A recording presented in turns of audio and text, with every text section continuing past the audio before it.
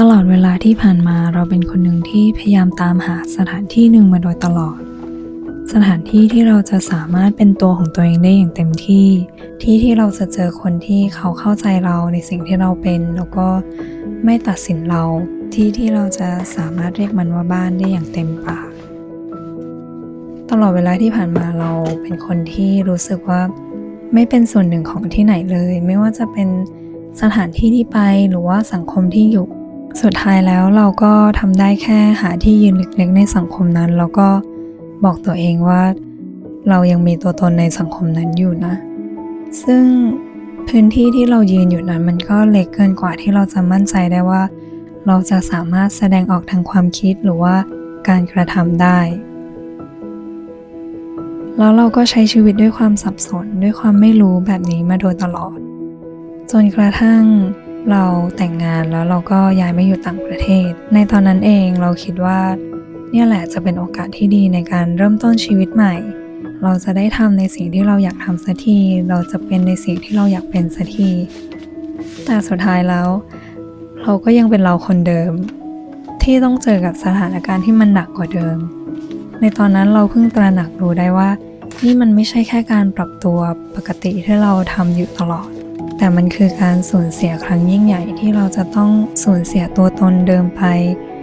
เราต้องจากบ้านจากครอบครัวจากสิ่งที่เรารักเราต้องทิ้งสภาพแวดล้อมเดิมๆที่เราเคยอยู่มาทั้งชีวิตต้องมาอยู่สถานที่ใหม่ครอบครัวใหม่ภาษาใหม่สัตว์เลี้ยงตัวใหม่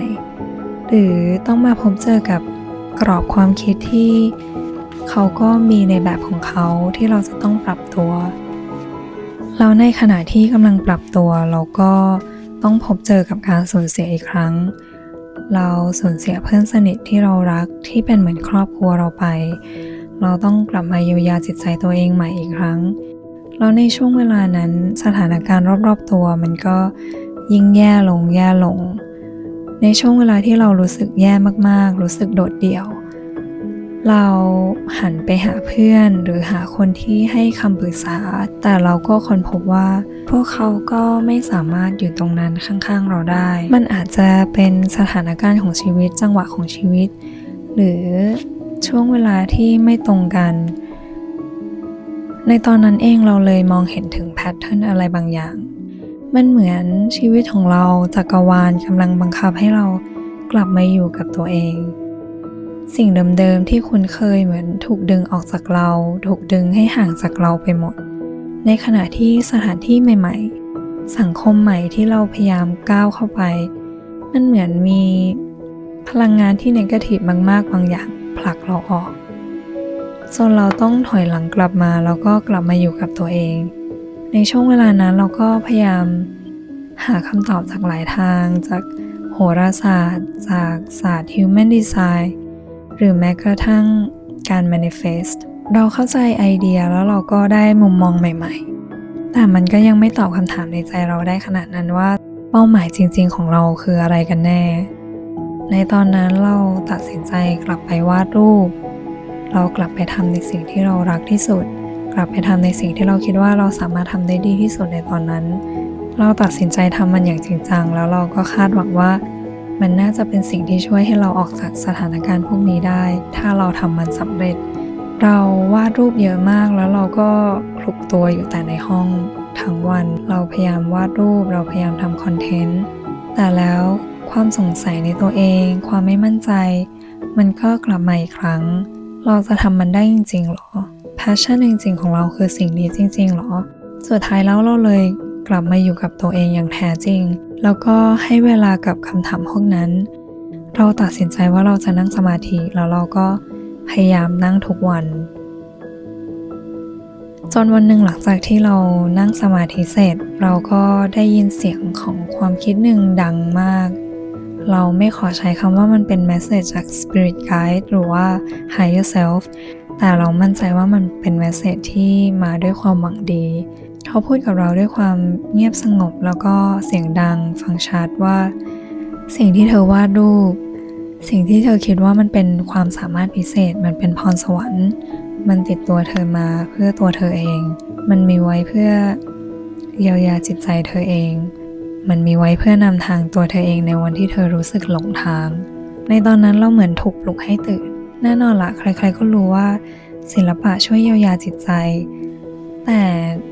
คำพูดพวกนั้นมันจะไม่มีความหมายเลยถ้าเกิดเราไม่ได้เจอเหตุการณ์นั้นด้วยตัวเอง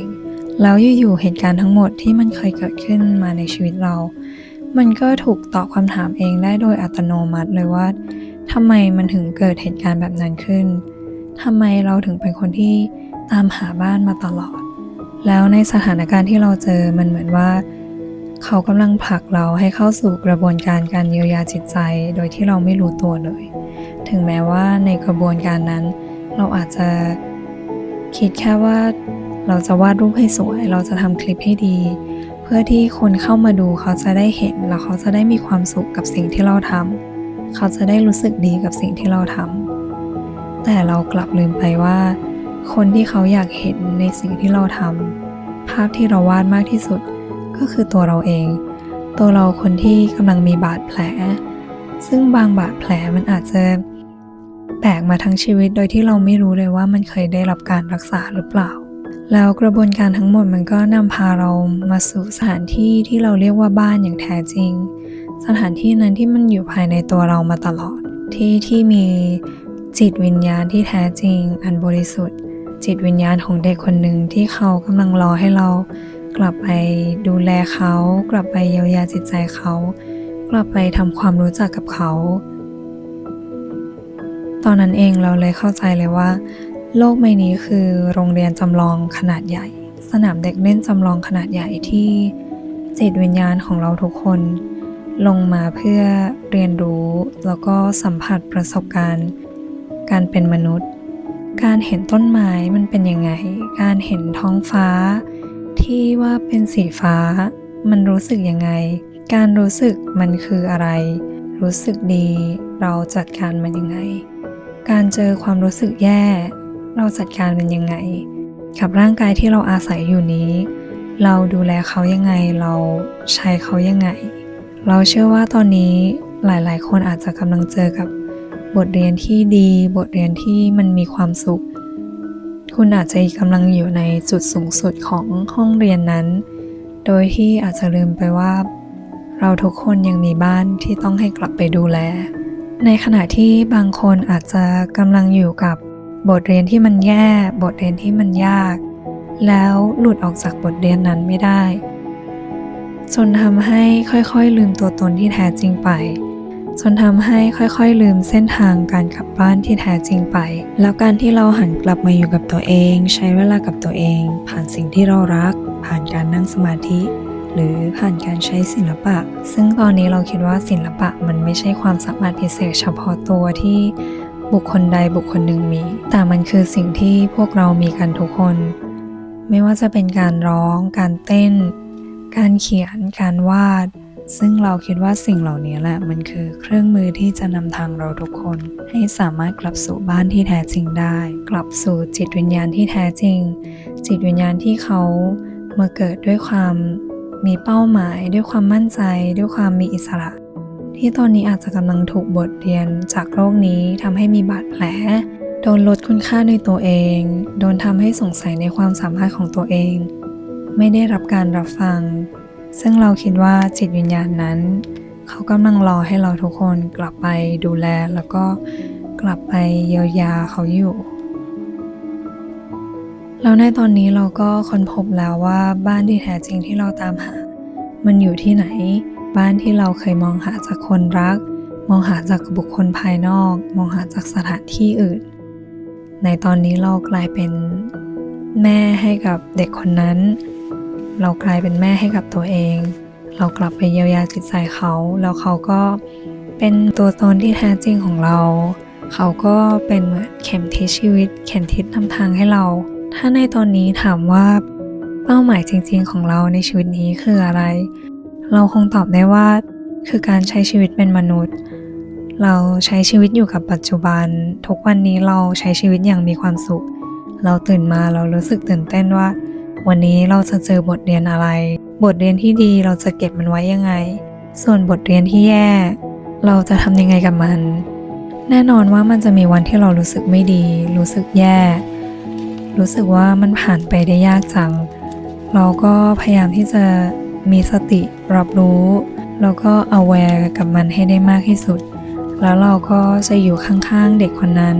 จะอยู่ข้างๆเขาไม่ปล่อยให้เขารู้สึกโดดเดี่ยวเราจะทำตัวเป็นเหมือนเด็กที่กำลังวิ่งเล่นในสนามเด็กเล่นหกล้มก็ให้รู้ว่าเจ็บร้องไห้ให้รู้สึกดีขึ้นถ้ารู้สึกโอเคแล้วก็ลุกขึ้นปัดซ้ายแล้วก็ไปวิ่งเล่นต่อเราจะใช้ชีวิตอยู่กับปัจจุบันให้ได้มากที่สุดเราก็พยายามเยียวยาจิตใจเด็กคนนั้นในทุกๆวันให้มันดีขึ้นสำหรับใครที่กำลังดูจนถึงตอนนี้นะคะ